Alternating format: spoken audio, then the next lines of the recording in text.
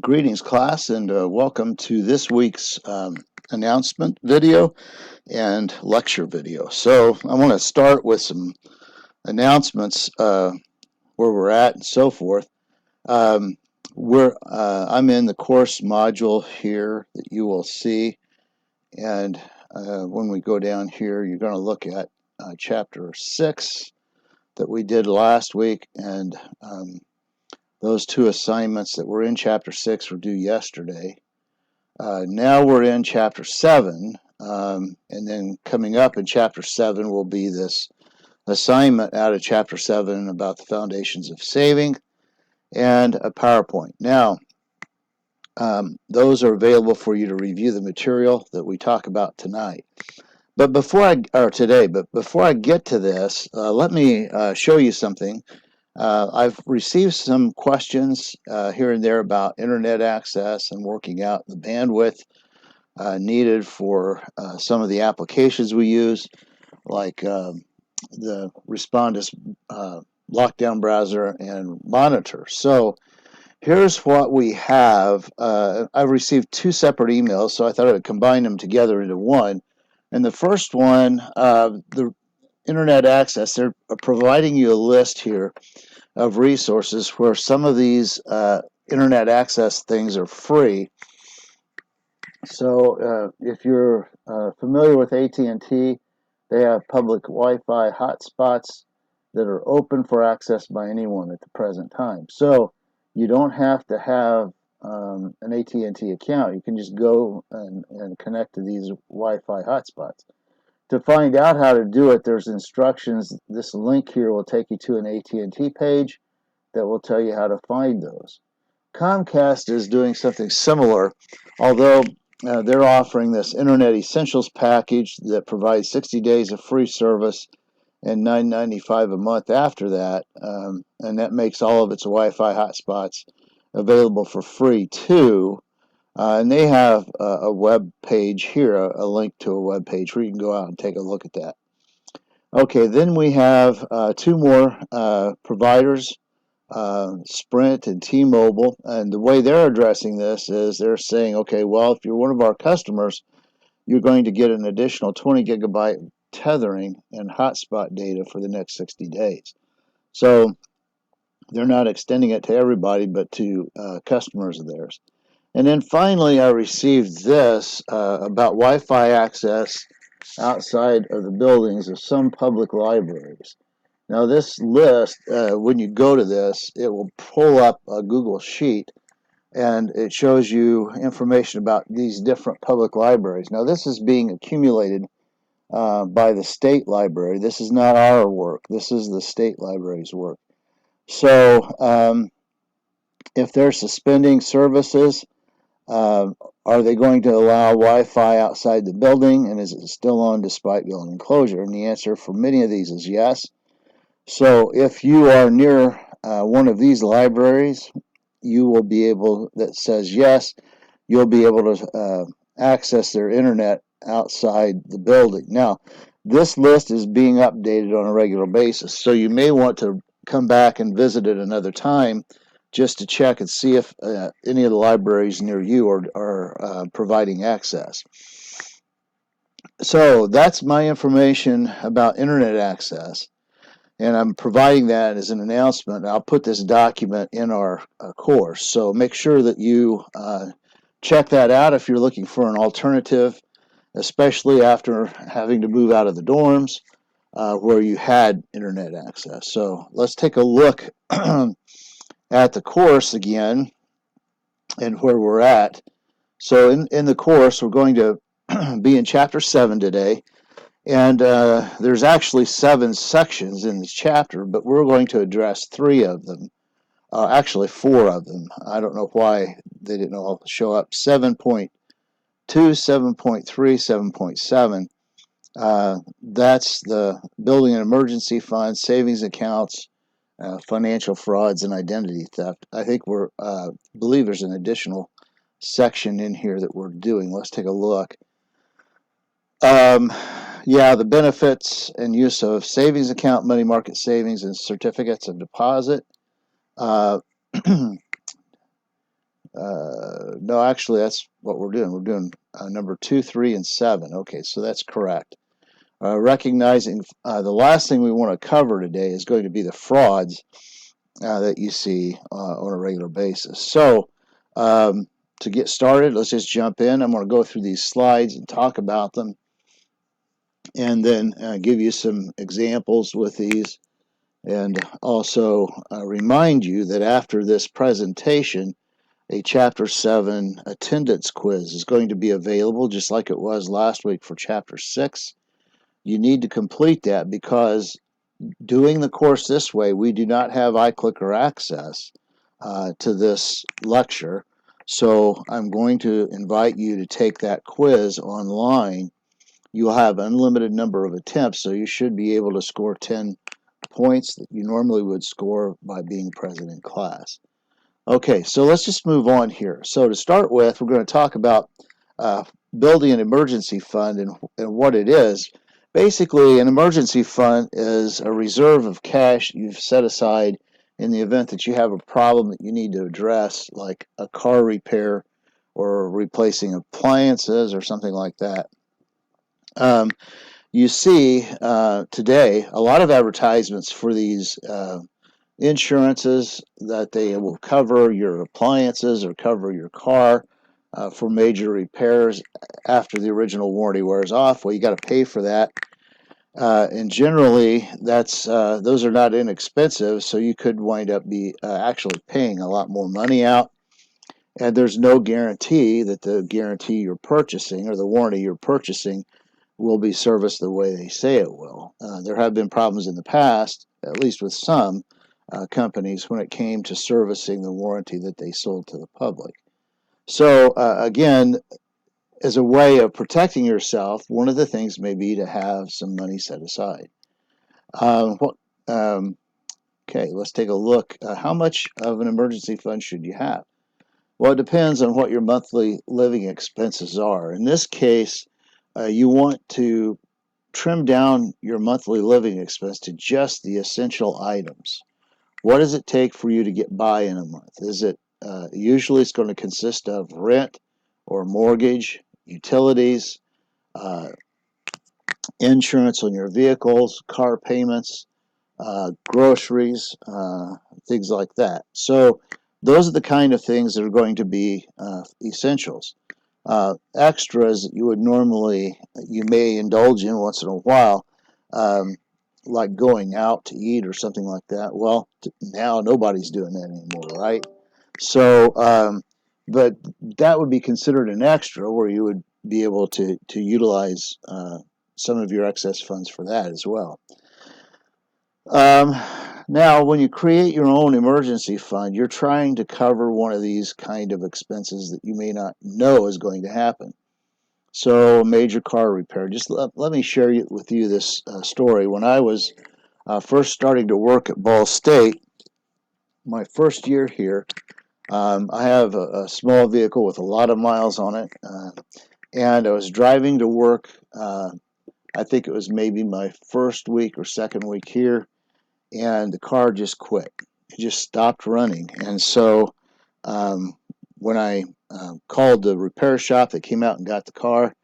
I took it in and looked at it, and they called me up later that day and said, well, we got some good news and bad news. And basically the good news was that they could fix it fairly quickly, but it was going to be expensive.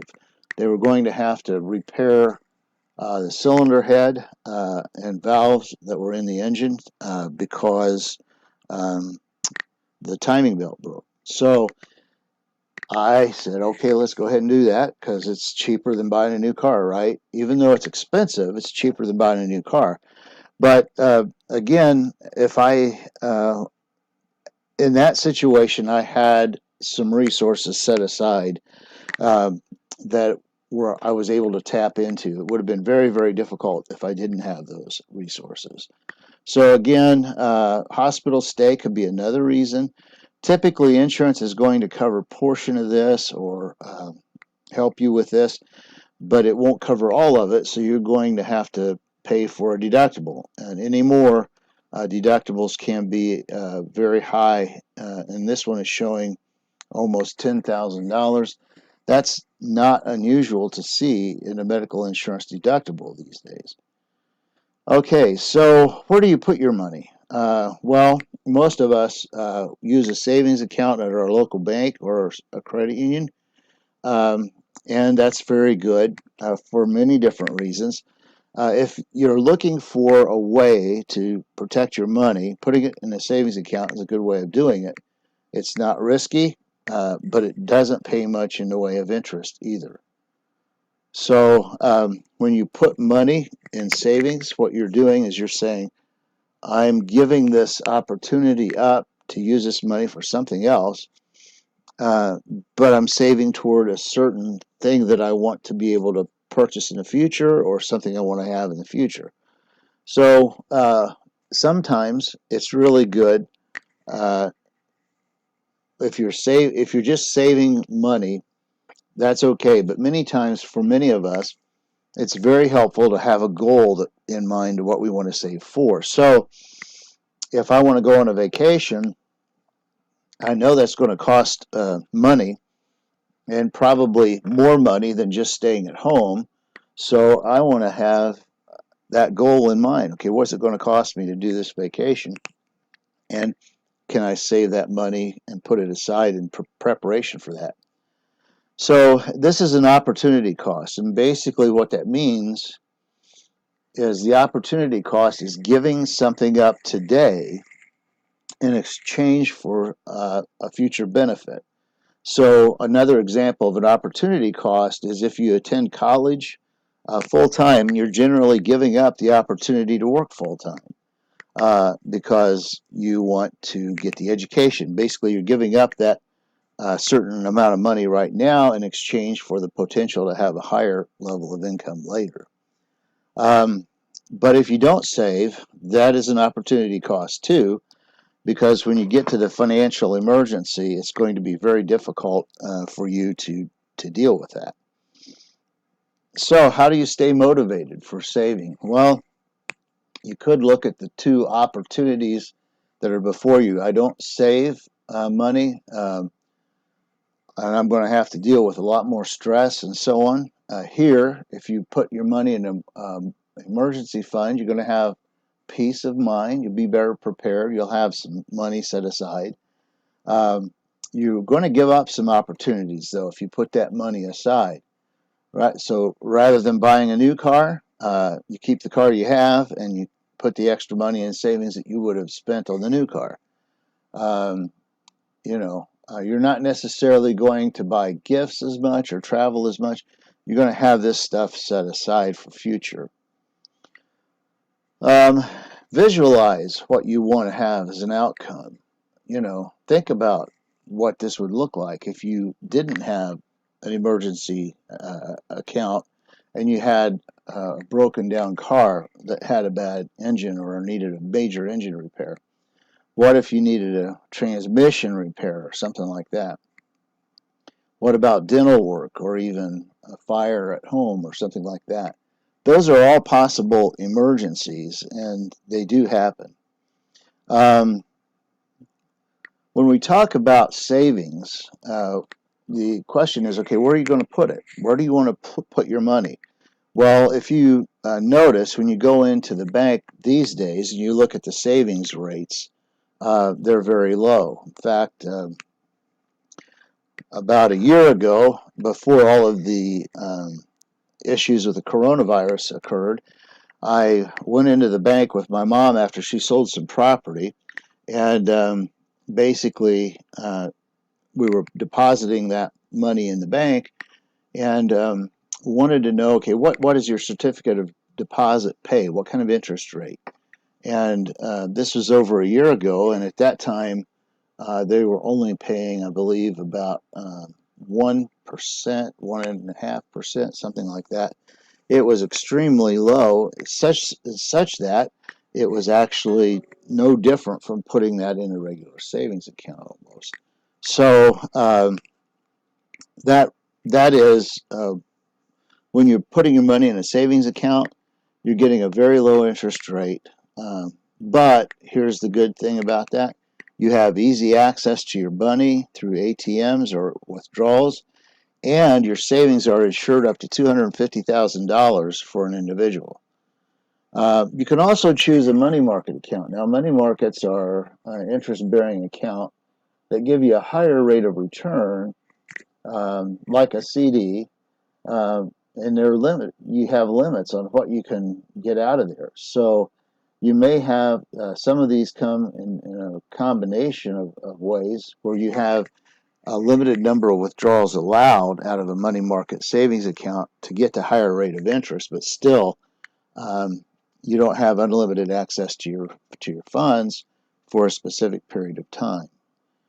A CD is one where you put the money in the certificate of deposit. Basically, you lock in a higher rate of return in exchange for guaranteeing the bank that you're not going to withdraw that money. Basically, you're signing it away for however long it is. So many CDs are going to be like 90 days or a year, and the higher paying rate CDs are going to be 5 years or something like that. These are also insured up to $250,000, and usually you buy into these with one lump sum deposit, and you do have restricted access, although you can withdraw, but there are penalties for that. And then there's this dedicated savings account. This is a variation of the traditional CD. It allows you to contribute money to the CD until the maturity date. So those are some of the accounts that you can have that you can utilize as emergency funds. Actually, if you're looking at these and trying to decide, okay, where do I want to put this for an emergency fund? One of these that might actually allow some access to your funds in the case of an emergency would be a money market savings account, but it would pay you a little bit higher rate of interest. A CD would pay higher interest, but again, it's going to be locked away for a specific period of time. Okay, so this is kind of a quiz thing, and it's just asking you to decide, okay, which one of these go with which one. So money market, certificate of deposit, savings account, or opportunity costs, and they're going to match them up here on this next slide. So the money market account was number 4, account that pays higher interest with restricted withdrawals.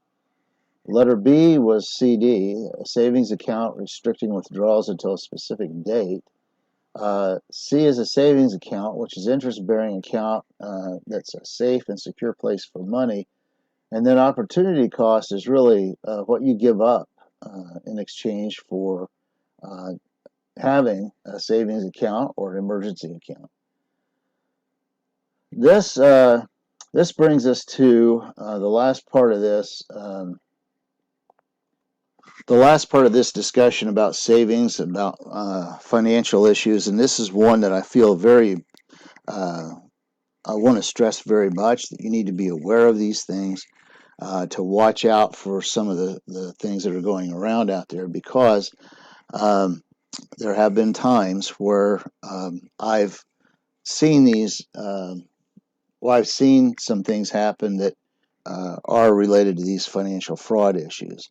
So basically, financial fraud occurs when somebody deceives you by promising something in exchange for your money, but they don't provide it. They don't give it to you. They misrepresent it. That's financial fraud. Now, identity theft is a crime, but basically that is somebody taking your personal data in some way for his or her own economic gain. They basically take your data and they go out and they borrow a bunch of money. They buy a big car, they buy a big boat, they buy a big house, all in your name, and that is fraud. So when we talk about fraud, there are three. We start out with 3 basic, well-known financial frauds that have been practiced for a long time. The first one is a Ponzi scheme. The second one, a pyramid scheme, and the third one, telemarketing fraud. When you talk about Ponzi schemes, what this is a fraudster will encourage investors to invest with them, and they'll pay those investors who invest early into their fraud a higher rate of return, but they're basically using the money that comes in after the initial investment to pay them that interest rate. So they deposit their money, and then somebody else deposits money, and instead of investing that, they take that money to pay out the interest rates that they promised to the first investors. The problem usually falls apart if one of the earlier investors says, goes back to the people who are running this scheme, and they say, okay, I want my money out, I want it now. They can't pay it because they're using it, all that money, they're floating it around from one thing to the next in order to pay investors' interest, but they don't have any principal. You've heard of Bernie Madoff. He's probably the largest and most well-known one.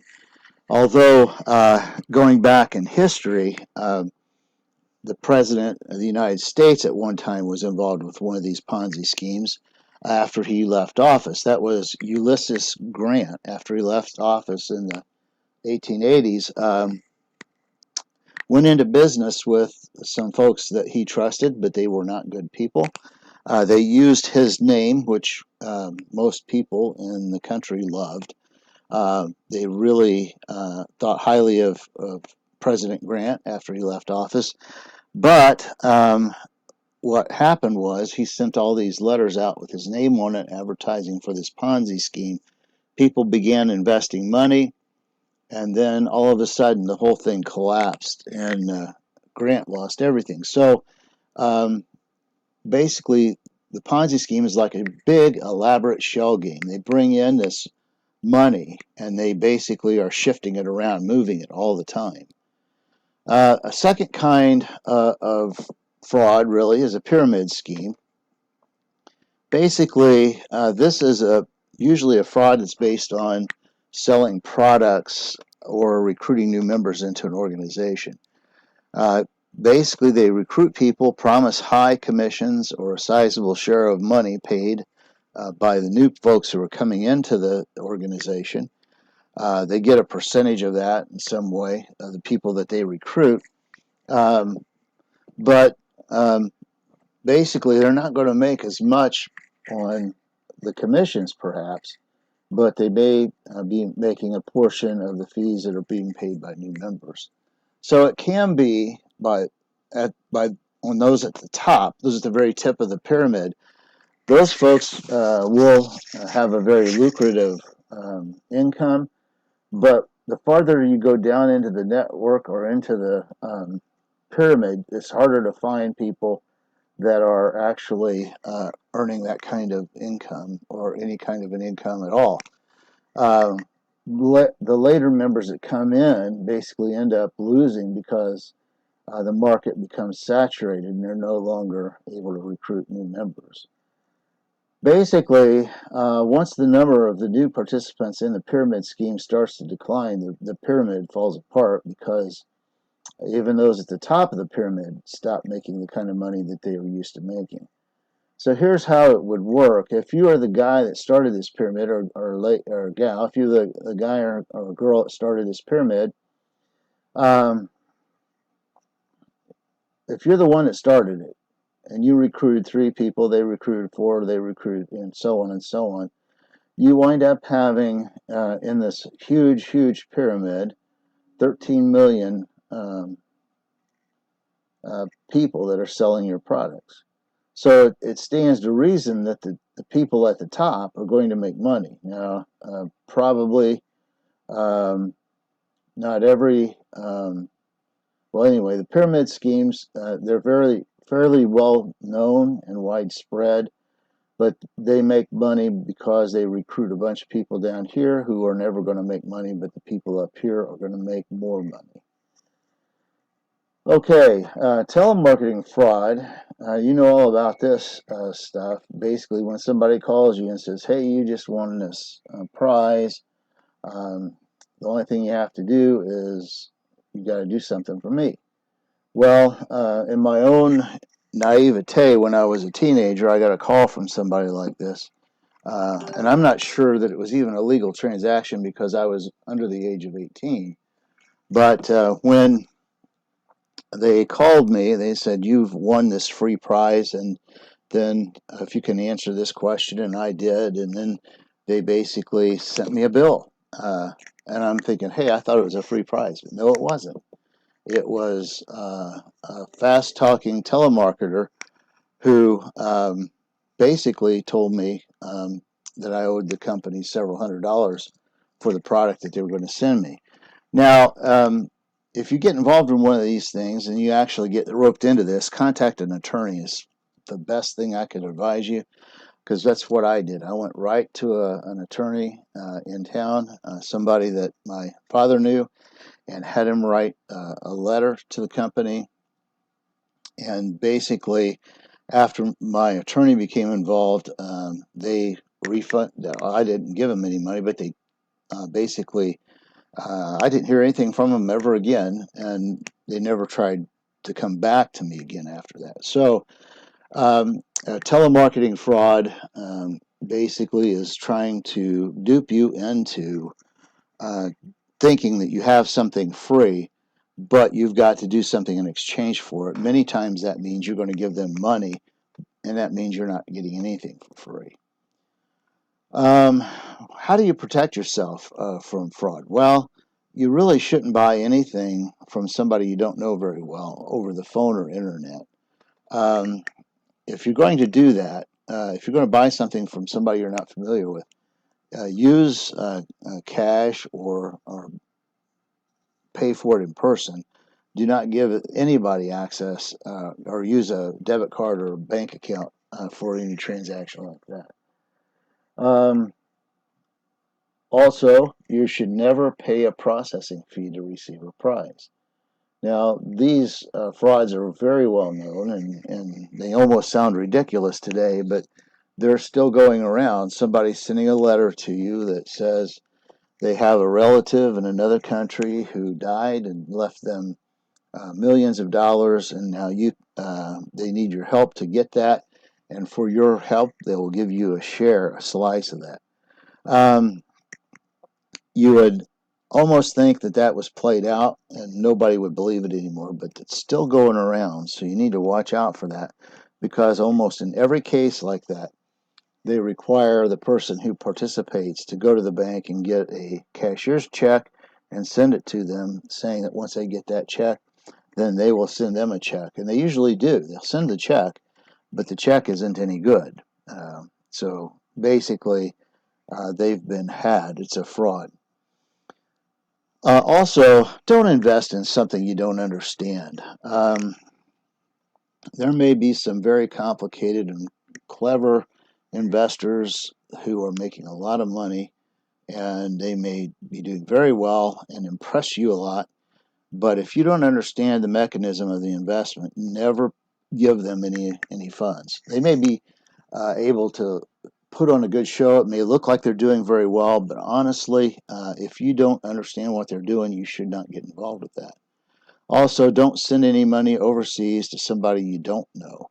I mean, I know that sounds pretty typical that you wouldn't do that, but there are some of those schemes going on too. So the other thing the one approach to protecting yourself from fraud is just to be very skeptical. Uh, Always ask for written material before you send any money or provide any account information.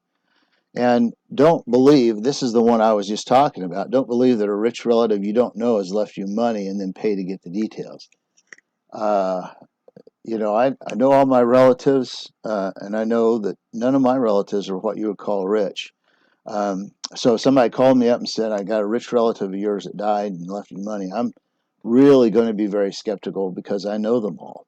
Well, I know most of them anyway. But uh, be very careful and skeptical, and basically don't be afraid to prod and ask questions and ask for specifics and details. This uh, skepticism is healthy. When I was an auditor, one of the job requirements was to be professionally skeptical. I mean, I was graded on that as a part of my work. And I remember the first time that I saw that on my review, it said professional skepticism, and my boss checked me off at the highest level on that quality. And I went in and asked, I said, what is this professional skepticism thing? What do you mean by that? And so I was worried that there was a potential problem, but there wasn't. And basically, my boss explained to me what they mean by professional skepticism is not being afraid to ask the next question. So if somebody gives you something or says, here is the proof that this was done, you're not afraid to ask, okay, well, what else is there? Or do you have something else? Can I see the original invoice or something like that? So when you're talking about being skeptical with finances, that's what we mean. We mean being able to ask that next question and not necessarily believe everything you see or hear. Now, identity theft, this is hard to believe for me. Before 1988, it was not a crime, well, a federal crime. So all of that changed, though, when you started seeing things like this happen, where some people stole a man's identity and ran up a large credit card bill, got a mortgage for a new house, purchased cars, boats, and all this other stuff, and stuck the individual with the bill. So that, that's really difficult. So here are some of the facts. These are just statistics from the U.S. Department of Justice. Nearly 18 million households have had at least one person aged 12 or older experience identity theft. That's really hard to believe. 18 million households. That's a lot of people. And more than 35% said that they've experienced misuse or theft from a bank, savings, or utility account. Now, I have my own story about that. I routinely reconcile my bank accounts, and one month I was going through the statements, looking at my checking account, and I saw this very large charge to a Visa credit card company out in California for, I think it was about $600 or something like that. And I immediately called the bank, and I said, well, first of all, I don't have a Visa account out in California. I don't owe this money. I said, I believe this is somebody stole this. My credit card information is now using it, or my debit card information is now using it. So basically, at that time, it may be different now. It may be harder now. I don't know. But at that time, my bank was very good. They went through transactions with me, identified those that were not legitimate, and basically refunded the money to me. And I guess the debit card issuing or was issued through one of the MasterCard companies or something like that. So they basically had that guarantee built into it. Anyway, this total loss for identity theft is $13 billion. That's a lot of money, just to think about it. Okay, what not to do. This is a good list from the FBI. Never throw away ATM receipts, credit statements, credit cards, or bank statements. Always shred or destroy these documents. Never, ever give your credit card number over the phone unless you made the call. And then never, ever respond to a phishing scheme, an unsolicited email asking you to provide personal information. I got one of these one time.